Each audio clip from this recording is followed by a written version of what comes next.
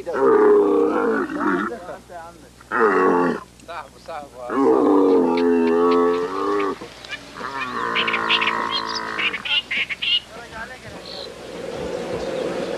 Good roll program confirmed. Challenger now heading down range. Main engine start. 4, 3, 2, 1, and liftoff. Liftoff of the 25th Space Shuttle mission, and it has cleared the tower. Now control. Roger, roll, Challenger.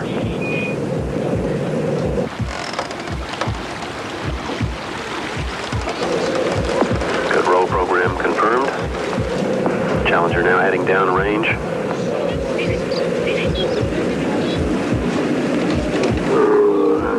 Liftoff this morning at 11:38 after a couple of delays for several hours. 4%. Normal throttles, most of the flight 104%.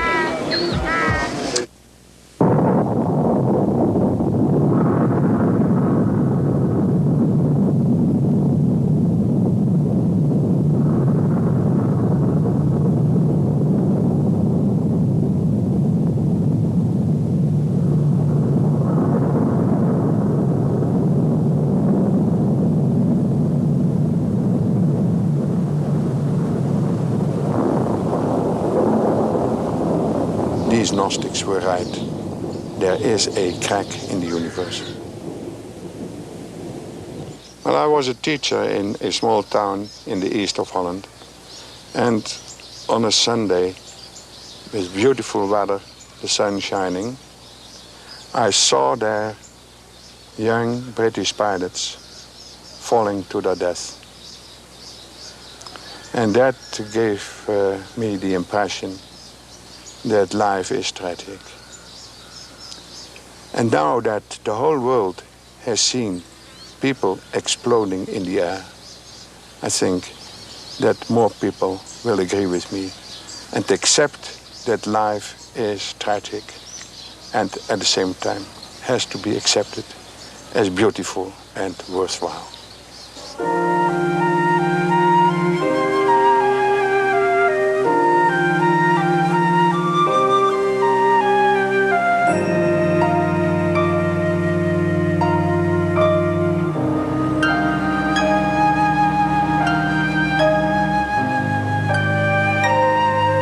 I think these Gnostics were right. There is a crack in the universe.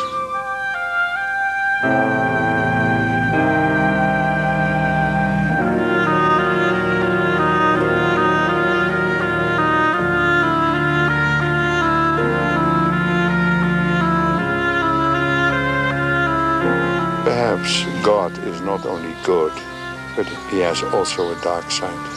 And to find God even in the dark and shadowy side of existence and of the world, that perhaps is the most important and most difficult contribution of Gnosis to modern life.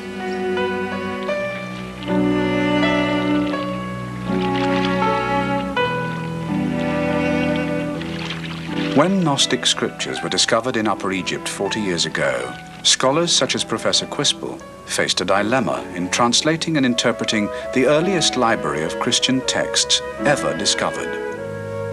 Their value seemed unlimited as evidence of the original doctrines of Christianity and even of the actual words of Christ, for there were Gnostic Gospels among the papyrus books. Yet the Christian churches partly owe their existence and their long-term survival to the rejection of such books and their symbolic interpretation of early Christianity as heresy. For 2,000 years, the Gnostic Christian has been a heretic. But the pulse of Gnosis has continued to beat beneath the skin of the Christian world.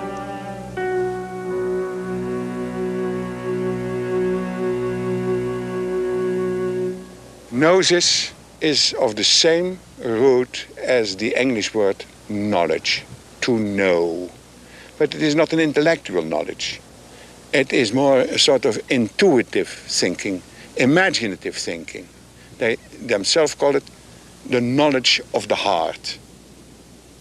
With the publication of the mystical Gnostic scriptures from Nag Hammadi, scholars and historians can now consider the role of Gnosticism within the established Christian tradition. The spiritual impulse of Gnosis is a constant quest for self-knowledge and knowledge of God. Today, the knowledge of the heart is shared by millions. Many are within the modern churches. Others pursue spiritual knowledge and self-awareness through physical fitness, diet, music, or meditation. Gnosticism interests people who find themselves somewhat either disaffected or uninvolved or with the churches as they are, or asking, what does this mean? You know, what are these strange ancient symbols? You know, what kind of inner meaning, if any, could it possibly have? And people who are restless in a way spiritually, and they do want to go on a kind of spiritual search and find something that is valid or powerful or meaningful in their own lives. And I think for such people this is an option, or it is at least a vision of a way that people have gone. And some people take it as kind of permission to do that. Modern man may still feel the pulse beat of Gnosis in history. 500 years ago, Renaissance philosophy centered upon the Gnostic idea of hermetism, which placed man at the center of the universe and developed, often underground, in alchemy and magic. In medieval France, the rejection of dogma and the quest for salvation through spiritual knowledge was the essence of the Cathar heresy, eliminated by Roman Catholic inquisitors and the Albigensian Crusade. But the stream of Gnosis flows first from Egypt and other Christian areas in the first 2 centuries after Christ. The pioneering Swiss psychologist Carl Gustav Jung was one of the first modern thinkers to trace the spiritual thread which connects the ancient quest for Gnosis to our times, finding a parallel with his own efforts to explore the unconscious. Jung was a deeply religious personality, the most religious person I ever knew. But I think it was his greatness to keep the secret. Jung died in 1961, aged 85. His adult life was spent practicing psychoanalysis in Küsnacht on Lake Zurich. His reputation is based upon his theories of the unconscious dimension of the psyche and his efforts to share the secrets of the soul or the unconscious through dreams. As his secretary and pupil, Agnella Jaffe worked alongside Jung for almost 30 years. Jung was very much interested in all manifestation of mankind coming directly from the unconscious. Now, Gnosticism, or Gnosis, is not an intellectual wisdom, but a wisdom which was expressed by feeling, by the unconscious. But Gnosticism was something which gave an insight to the unconscious of man, how it functions. These wells of images, pictures, visions, and so on. Therefore, he was very much interested. And also to see how deeply religious the unconscious is. Jung began to study Gnostic ideas in about 1910, while he examined the dreams of both private patients and those in mental hospitals. He revived the Gnostic term archetypes to describe the mythical and mystical symbols and images that lie below the surface of everyday conscious life, but erupt from the unconscious in dreams.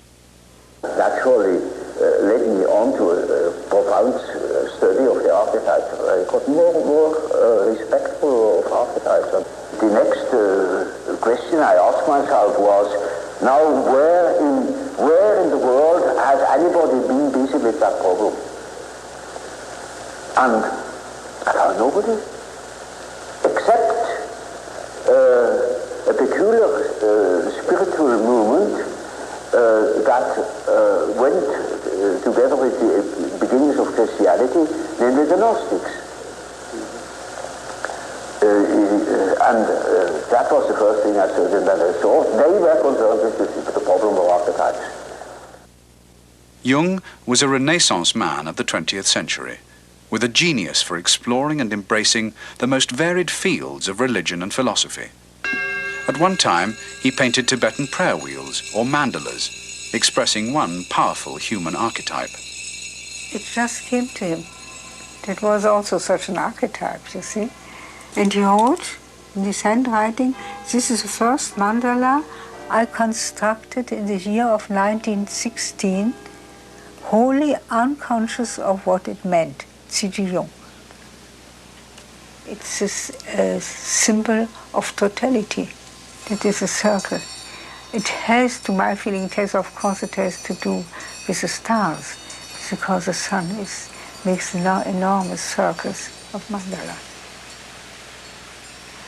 If you knew his hands, his big man hands, and his very small little painting, you see, that's something moving. Jung absorbed the Gnostics' theological myths and symbols and even wrote a short essay in Gnostic style, The 7 Sermons to the Dead. Despite an immense gulf of time, he regarded the Gnostics as his predecessors in the search for spiritual awareness. They have lived in the 1st, 2nd and 3rd century, and what was in between? Nothing. And now, today, we certainly fall into that hole and are confronted by the problems of the collective unconscious, which were then the same in 2,000 years ago, and we are not prepared to meet that problem. Jung called the Gnostic texts he studied well-nigh inexhaustible sources of knowledge for the psychologist. He connected them with the dreams and visions, the gods and godlessness of his own patients. His colleague, Professor C.A. Meyer, sees the modern search for spiritual knowledge, which is not satisfied by faith alone, becoming more important than ever. Nowadays, the need for knowledge is ever so much more important than it used to be while we still were believers, because the majority of people nowadays are no longer believers. They cannot be told the old story time and again. They want something, they want to know something and to understand it, and therefore they must be referred to their own experience, which is the unconscious, and that's why we, for instance, ask for people's dreams.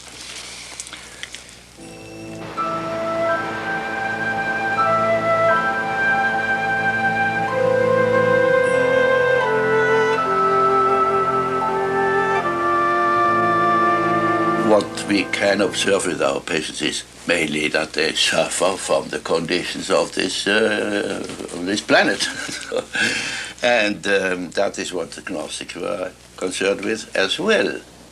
His thesis was that Gnosticism is not philosophy or speculation or heresy, but that it is simply an experience of the soul. And curiously enough, the Jung Codex, which shows you the experience of the Gnostic, of life as a nightmare in this world, until you hear the voice somewhere coming from somewhere of Gnosis. That is a complete confirmation of his thesis that Gnosis is based on an inner experience. Codex 1 from Nag Hammadi was named the Jung Codex for the first modern scholar who took Gnostic works seriously.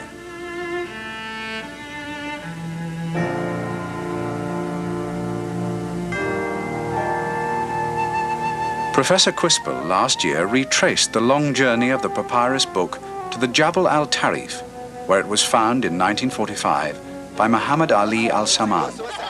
I bought one of these books that you found. That was 7 years since you discovered it. Ever since I've been working on it, and many other scholars have done too, owing to you. بيقول لك انه بعد ما لقاها بعد 7 سنين من لما لقاها هو حاليا بيدرس فيها هو وزملائه.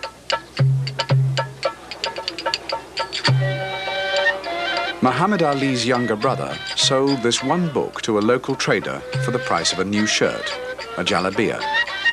Muhammad Ali himself was in jail for killing his father's murderer in a blood feud.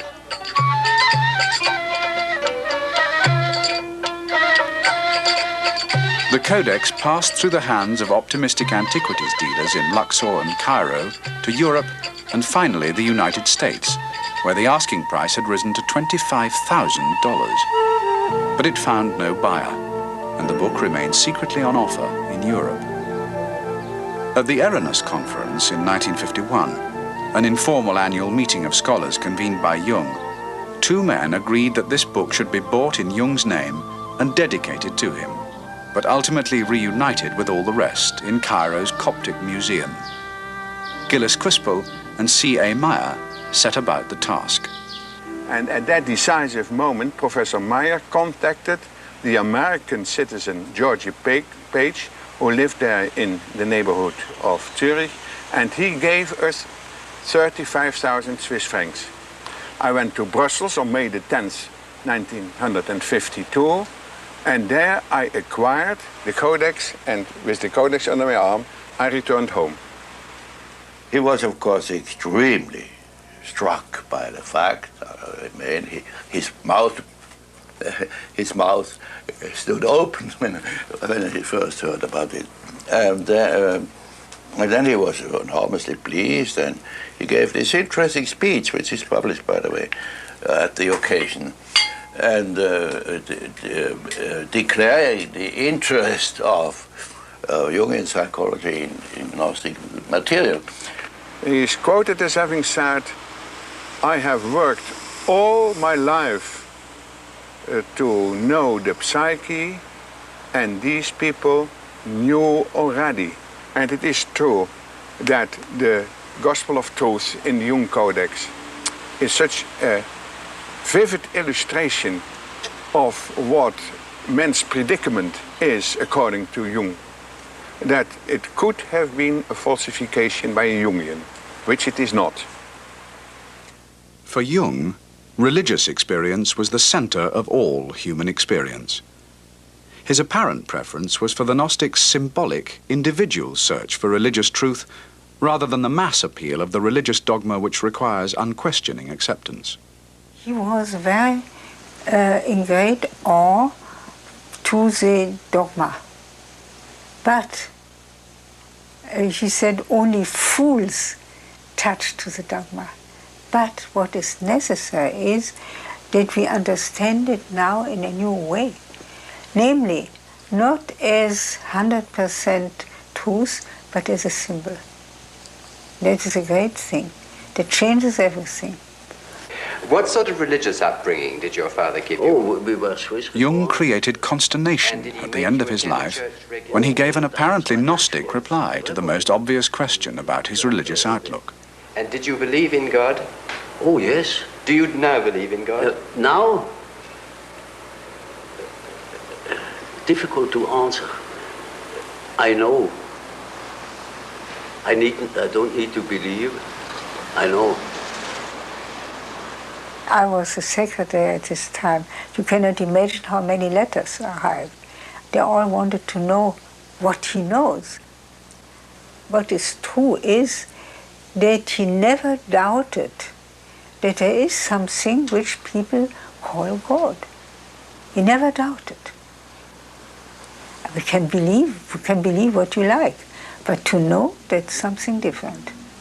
That's the famous phrase of his, you know, I don't believe, I know. But already in 1915 he had made a sort of concept of the world which used Gnostic symbols. He was one of the few people in the Western world who was familiar with Gnostic lore and who saw that they were important for our civilization.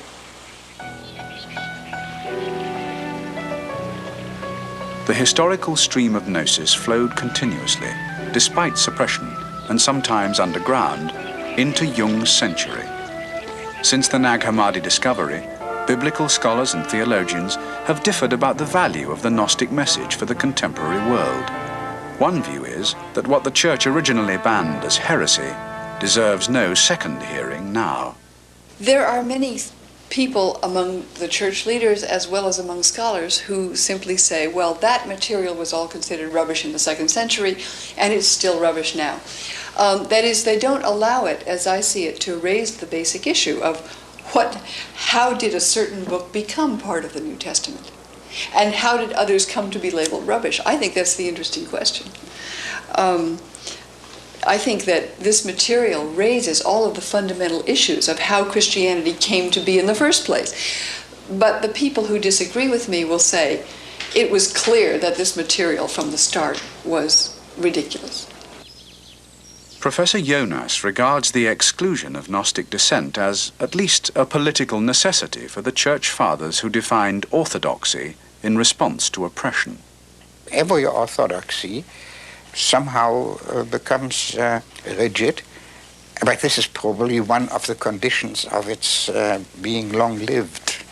While the Church Father Irenaeus, the first in the 2nd century, the first to take up the cudgels against the Gnostics and wrote a book against them, blames them that every one of them every day invents something new. And this inventiveness could not be tolerated. There would not have been a consolidated church with its dogma if that would go on. And the suppression of it meant, of course, also a loss. Elaine Pagels wrote her book, The Gnostic Gospels, to explain the Nag Hammadi texts and compare them with the Gospels of the New Testament.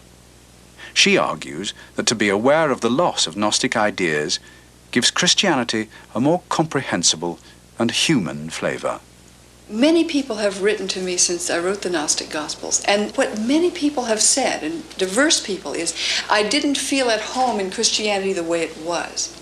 It can enable one to look at Christian tradition, if you like, with a grain of salt, and not take it necessarily on its own terms, but begin to see how it was formed and begin to accept it as a historical phenomenon and as an imperfect one, if you like.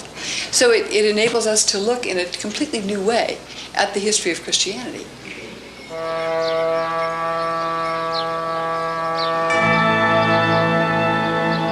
The elements of Gnosticism which have been judged heretical remain controversial and topical today.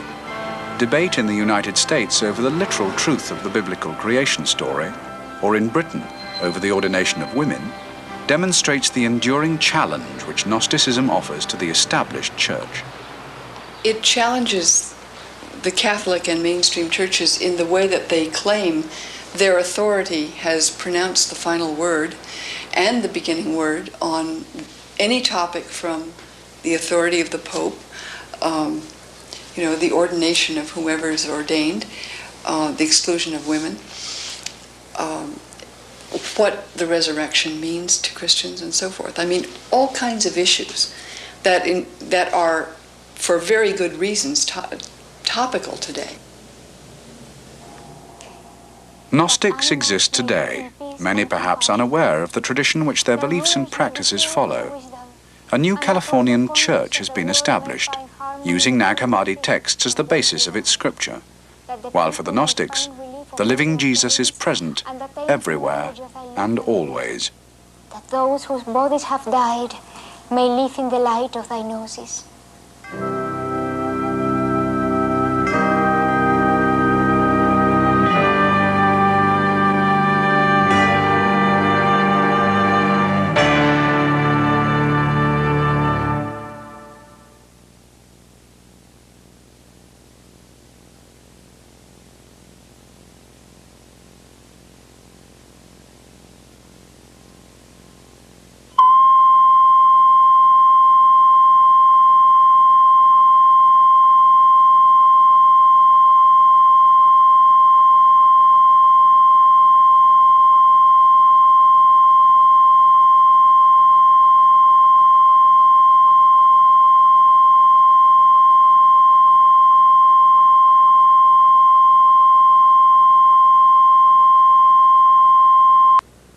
BTR 0368, Gnostics 4, Part 2, Take 1.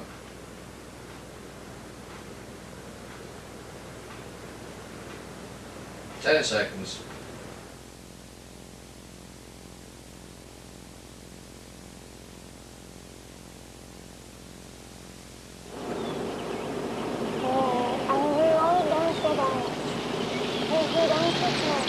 The mystery is complete, the rite is ended, and the heart... I found something that I had been looking for a long time in a religion, a place where I could feel as a woman an active, equal participant, not only in the service itself, but in the philosophy behind the service.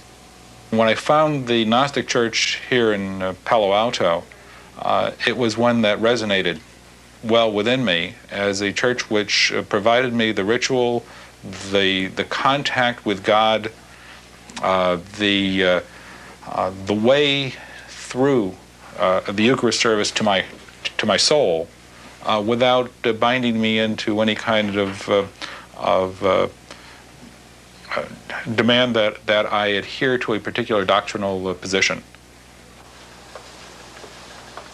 June Singer is a psychoanalyst practicing in Palo Alto near San Francisco. Lance Beiser is Deputy District Attorney for Santa Clara County, which includes Palo Alto. Both attend a new church which claims a direct link to Gnostic tradition and uses as its scriptures the Gnostic Gospels of Thomas and Philip, among others found at Nag Hammadi in Upper Egypt. It is the childhood opening the eyes. Rosa Miller was born in Languedoc, where the 13th century French Gnostic heresy of Catharism flourished. At 19, she experienced a religious transformation in a Cuban prison cell, and later joined the mystical French order of Mary Magdalene. In 1978, ordained as a Gnostic bishop in California, she started the Palo Alto Gnostic Church.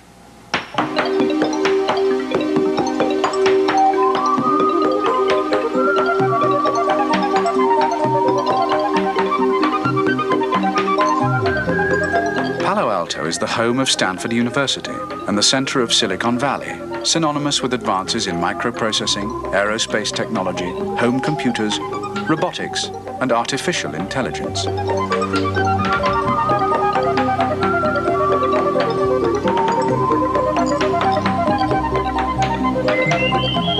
Camouflaged by a shopping center, the Gnostic Church offers to balance the quest for technology with an inner quest for self-knowledge. Gnostic ideas of the past are treated not as theology and dogma, but as myth and symbol. The alien creation and the world alien to the soul are metaphors to be reinterpreted by the Gnostics of today. It is alien in the sense that the world, and the world as I understand the ancient Gnostics, didn't mean creation, the forests and the rivers and the trees and the animals and humans, but it meant what is our conception of the world, the systems that we create, the societies and the beliefs, the religions, the political systems, philosophical beliefs. That is totally alien from God. Palo Alto Municipal Court is in session. The Honorable Timothy J. Hannafin presiding. Be seated. Good morning, ladies and gentlemen.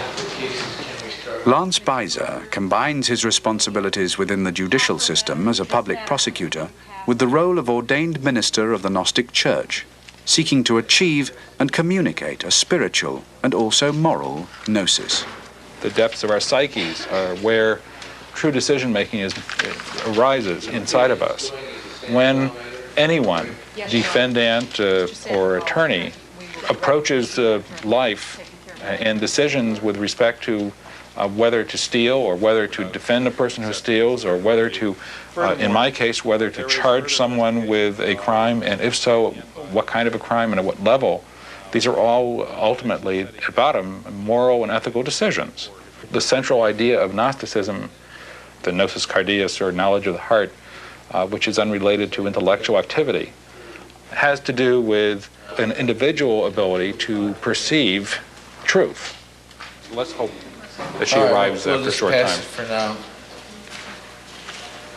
I've already handed the papers to defense counsel for execution, Your Honor. She has a pretty extensive record.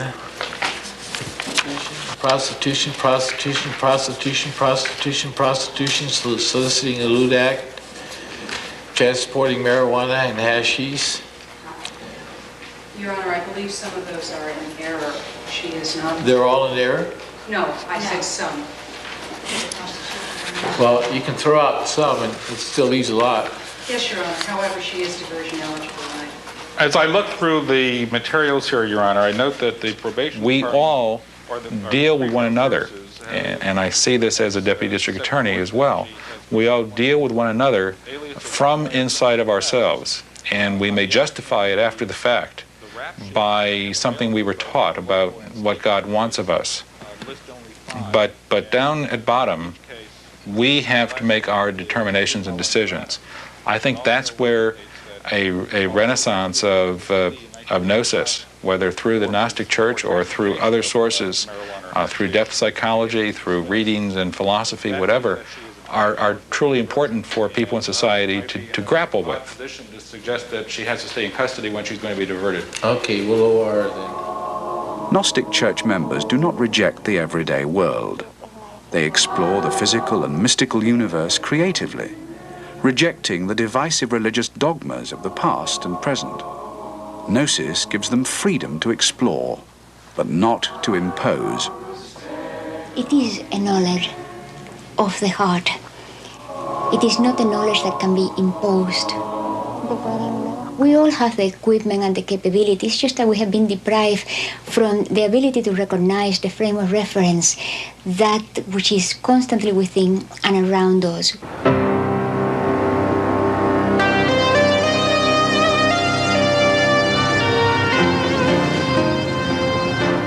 California today entertains every new religious sect and therapeutic miracle, no matter how eccentric. The Gnostic Church, too, is open to suspicion and skepticism, despite its genuine reiteration of Gnostic tradition. Though it is called a church, it has no evangelical or charitable activities and follows the historic pattern in the rejection of any imposed hierarchy, either of belief or of organization. Our church has no dogmas and no beliefs. Beliefs hinder the experience of gnosis. I had been used to churches where you had to be a member, or you had to be baptized, or you had to go to confession, or you had to do something else to be a member of that church and to take communion. In this particular church, you didn't even have to be a, quote, Gnostic. Thy celestial bride and charming heart. To offer communion to all comers is an openness which amounts to heresy. Rosa Miller is perhaps the world's only bishop who admits to being a heretic. Oh, yes, I would think that I am a heretic. If we look in the dictionary, there is a heretic, one that does not conform to church doctrine. A Gnostic cannot conform, not because a Gnostic is a rebel. Rebellion is just the same, it's another aspect of conformism. It's the same thing. So yes, I would consider ourselves heretics. The blessings of those who come in thy name. Amen. For Lance Beiser, the role of the Gnostic priest is quite different from that role in other churches. It's a role as an intermediary rather than a role as a teacher. One can teach a foreign language or how to speak a foreign language. One can teach that Jesus was born at a particular time and died at a particular time, and that his death has certain kind of meaning. That kind of information is not the same as knowledge of what religion is, what God is, what our role in society is. That is not something that can either be taught or, in a way, it can even be communicated. There's a line from the Tao Te Ching that says that the Tao that can be taught isn't the true Tao. Well, Gnosis that can be taught isn't the true Gnosis either. A woman bishop is the most conspicuous evidence of the Gnostic tradition of women playing a full and equal role in religious practice. The feminine is given equality with the masculine in all images and metaphors of God and the divine spirit. It does what I think is absolutely necessary in our time, and that is to seek that balance of the masculine and the feminine, so that each one, the male and the female, can express himself or herself according to that particular nature of that individual. But if you can go back in history and see the theme repeated again and again as this theme of the balance of the masculine and the feminine, how that is expressed in Gnosticism, in alchemy, in Taoism, in Hindu philosophy, over and over again, you begin to realize that it has substance. It's not just an idea that some psychiatrist thought of in the 20th century. Honoring the feminine is also a Gnostic correction to the narrative story of Christianity. Gnostics have traditionally regarded Mary Magdalene, Mariam in the Nag Hammadi codices, as unique among the apostles, not only as the sole woman, but for being closest in spirit to Christ. She has been vilified, she's been considered a fallen woman, and yet what woman hasn't fallen in one way or another? The image of the virgin, the pure woman whose right to be worshipped comes because she has borne a divine child, is a beautiful and wonderful image, but it's a very hard one to live up to. In a church which shuns dogma and exalts Mary Magdalene, the Orthodox ritual of the Mass is unexpected. The majority of the texts in the Gnostic Eucharist service are Nag Hammadi scriptures, though newly invented prayers and hymns are also used. The order of service largely follows the Catholic Mass. There is incense, with a whiff of orthodoxy, and a canopy over the altar like the huppah at a Jewish wedding, for the marriage of masculine and feminine. The women ordinands around the altar and the wine of the Eucharist are veiled to conceal their mystery. The veils in the women symbolize the same thing as the transformation of the bread and wine. It's a veil in which the divinity, the presence of the extraordinary, Christ, God, whatever you want to call it, hides. The Eucharist, the symbolic transformation of wafers and wine into the body of Christ and the blood of Christ, has a different meaning in the Gnostic Church. The symbolism of the ceremony here contrasts with the remembrance which is enacted in the mainstream Christian churches. The theology is different, and so is the psychological experience, according to June Singer. As I understand the symbolism of the Eucharist in the Orthodox Christian Church, the Eucharist is a celebration and a commemoration of an important event that happened 2,000 years ago. In the Gnostic Church, this is not the case. It's an experience that's happening right now in this place, and we're living it. We don't need to believe that such and such happened in such and such a certain time. It may have happened, may not have happened. This is a new church practicing an old heresy. Its novelty may attract more followers than its claim to Gnostic traditions. The Palo Alto Gnostics say that Gnosis has never been a specific belief, but a matter of perception. And in an age of growing fundamentalism, they have rediscovered a spiritual pulse which feels true to them as a matter of real experience. You can't be a Gnostic if all you do is accept what someone else told you. And I think there are a lot of people like that in society, and they find themselves in all kinds of churches. The Gnostic Church is, I think, simply a way of providing an opportunity for those maybe to come together with other people of like mind. But that doesn't imply that, that it's going to be a church to grapple with the Christian church for dominance in our society. The Gnostic Church in the early centuries didn't do so well. I suspect that a Gnostic Church today wouldn't do any better if it were truly a political struggle. Holy Spirit, celestial bride and These are the first Gnostics in history who are free to express their heresy. They do not face repression or slaughter. Their names do not belong in the famous tradition of Valentinus, Hermes Trismegistus, Guilabert de Castres, Pico della Mirandola, John Dee, and Carl Jung. Today, they believe that Gnosis has value for all humanity, despite its checkered history. Gnosis itself The same way that it cannot be held in a book, it cannot be destroyed either. So it does not matter if all Gnostics are killed and all the documents are destroyed, there will be Gnostics always.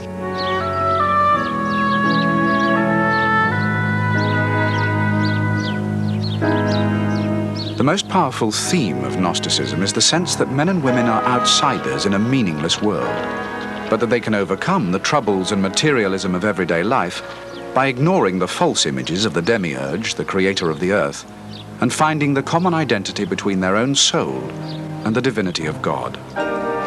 Such an idea is clearly echoed in modern existentialist philosophy. The term alienation is not foreign to us. A man does not feel so comfortably at home in the world that surrounds him. Certainly one common feature, and also some consciousness of a crisis, and even nihilistic tendencies, and an estrangement. Gnostic tradition offers an answer to the atheists' or the agnostics' question, did a good God create a world full of pain and suffering? Modern life, for countless millions, is estranged from hope. War, hunger, and natural disasters afflict some. Drugs, brutality, AIDS, and disability oppress others. The Gnostic does not blame God for the punishment, but seeks to know God in order to accept the unavoidable tragedy inherent in life itself. Every new human life is seen as a certain source of distress, mingled with the possibility of hope for the individual who finds a way to salvation through that knowledge of the heart.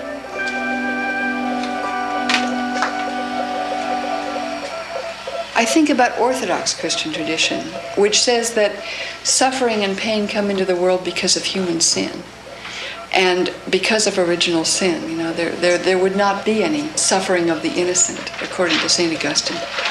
Valentinus' view strikes me as an interesting alternative when he says that suffering is part of the fabric of the human race, part of the fabric of existence into which we're born, not so simple as to trace it to human fault. The two outstanding moods or attitudes of the Gnostic mind and of distress and hope. It expresses in a certain way a central experience of the Gnostic mind, namely of being strangers in a strange world into which the soul or the spirit does not originally belong, and from which it has to extricate itself. And God stands, the true God, as distinct from the creator God, from the demiurge, stands also in the relation of an alien to this world. And his message appears in the world as something from without. Without faith or without gnosis, the message of the true God remains alien and abstract. For the Gnostic, the world is an illusion which only spiritual vision can make real and meaningful. The world is seen by most of these Gnostics as a place where you have to become conscious. Sin is a word that is not to be found in that dictionary. It is all about ignorance, being unconscious of yourself, and then the appeal of Christ makes yourself conscious of what you are. Therefore, the world is there to prepare mankind for full consciousness. Every branch of Christianity looks to the second coming of Christ, whether in symbolic or literal terms. For the Gnostics, Christ the twin is always alongside, showing the way to the knowledge of the heart, which is their salvation. Christ's message of gnosis is to be heard even amid the hectic human chaos of New York City.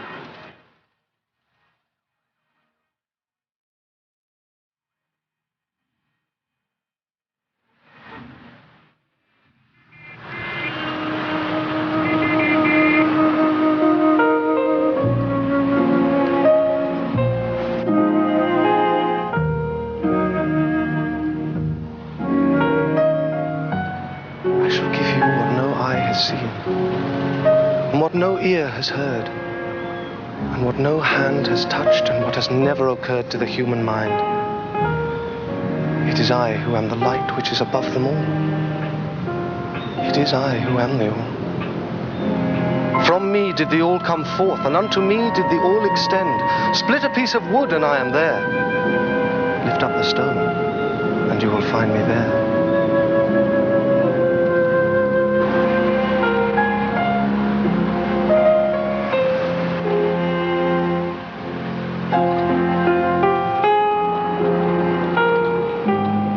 The kingdom will not come by waiting for it.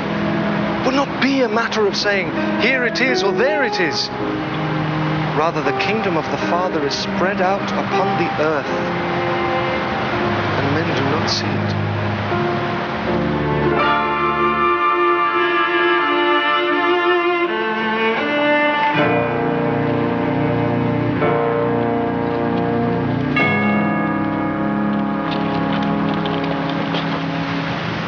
Woe to you, godless ones, who have no hope, who rely on things that will not happen.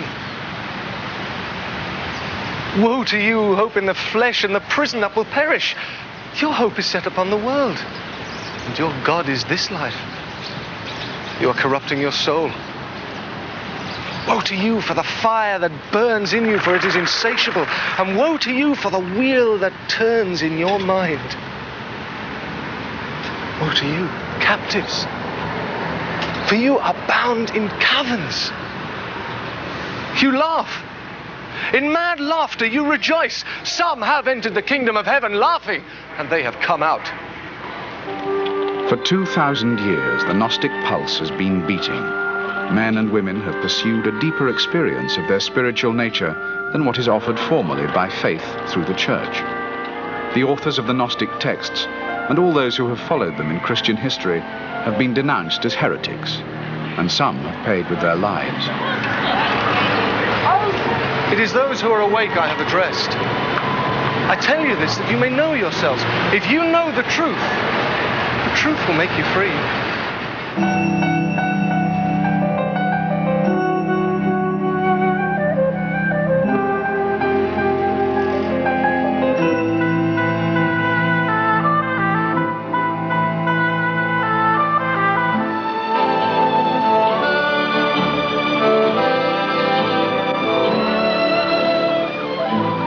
The night is cold and I'm so all alone. I'd give my soul just to call you my own. Got a moon above me, but no one to love me. Lover man, oh, where can you be?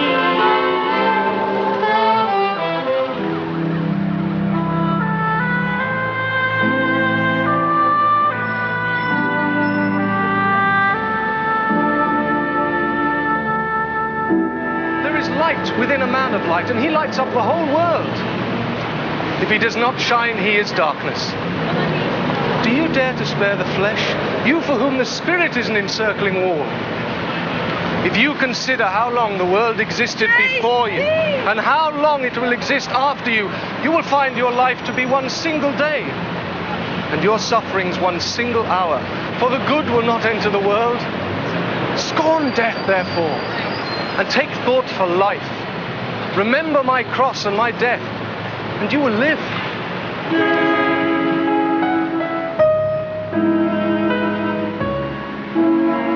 In 1945, the year of liberation and catastrophe, the Gnostic tradition's earliest traces were discovered in the Egyptian desert, and the Gnostic idea has become widely available to the people of a freer, more dangerous world. A timeless message for the human spirit has emerged from the silence of human history. Who is it that will rain a refreshing dew upon you to extinguish the massive fires in you? Who is it who will cause the sun to shine upon you and disperse the darkness in you and hide the darkness in polluted water? Henceforth, waking or sleeping, remember seen the Son of Man, and spoken with him in person, and listened to him in person.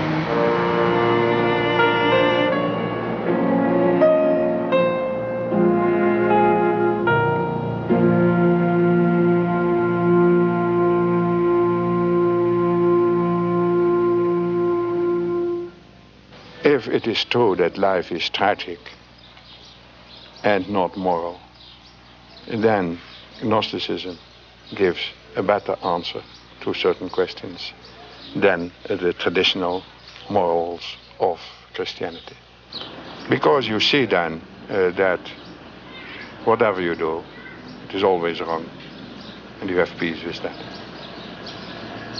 You can accept the tragical aspect of existence and be tolerant towards the tragedy of others.